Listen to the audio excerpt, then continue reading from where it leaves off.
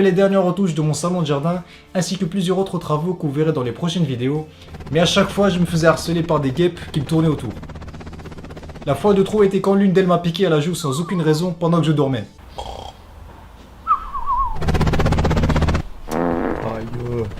Là je me suis dit, oh, ça suffit maintenant. Plusieurs d'entre elles étaient sur les rebords de mes fenêtres comme vous pouvez le voir ici. S'il y en a quelques-unes, c'est pas bien grave, c'est tout à fait normal. Mais là il y en a beaucoup trop et ça peut créer un déséquilibre au sein des autres espèces. Du coup je suis allé en extérieur et j'ai vérifié le rebord de mes fenêtres pour voir s'ils n'avaient pas installé un nid.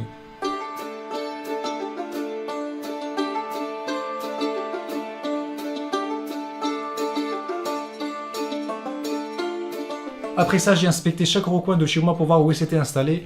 La bonne nouvelle, c'est qu'il n'y avait rien, mais la mauvaise, c'est que je n'avais toujours pas trouvé ce foutu nid. Après quelques secondes de cogitation, je me suis dit que j'allais vérifier mon jardin. Les guêpes sont attirées par des choses sucrées. Ma première supposition était de vérifier mon jeune mirabellier, sur lequel il y a des fruits bien mûrs et sucrés. Et toxique.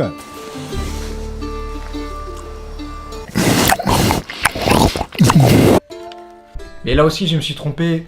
Il n'y avait rien. Et vu le nombre de guêpes qu'il y avait chez moi, le nid devait forcément se trouver tout près. J'ai continué mes recherches un peu partout, mais en vain. Les guêpes aiment bien faire leur nid sous un objet ou dans un trou à l'abri de la pluie et dans une zone très peu fréquentée. La deuxième partie de mon jardin qui est en travaux correspond à ces critères malheureusement, et je me suis dit que le nid devait forcément se trouver là-bas. Et finalement, voici où se trouve le nid des guêpes. On voit qu'elles sortent et entrent par ce trou qu'il y a là. Attends, là, c'est quoi ça? Il y avait une armée qui est sortie. Là où je suis, je risque rien. Par contre, si je commence à les énerver, bah, ils vont commencer à m'attaquer. Parce qu'il y a des choses à ne pas faire. Du genre, si je commence à faire ça...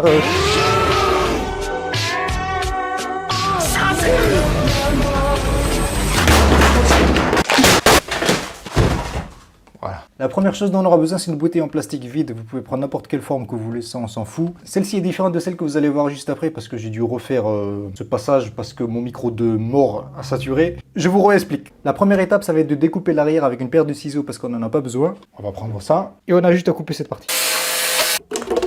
Et hop! Donc ça c'est fait, on va le mettre de côté pour l'instant, on n'en a plus besoin.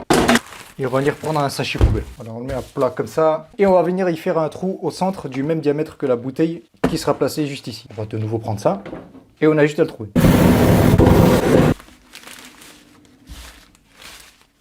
Voilà. On va venir placer la bouteille au centre avec notre cercle parfait qu'on a découpé. On surlève un peu le sachet poubelle.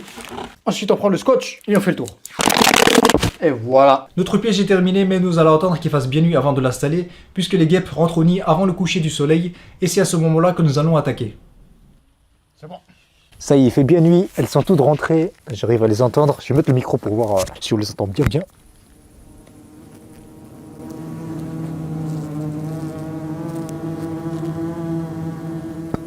Donc on va prendre le piège et on va le poser par-dessus. Voilà, comme ça. Maintenant, on met du sable. Du sable. On met du sable partout sur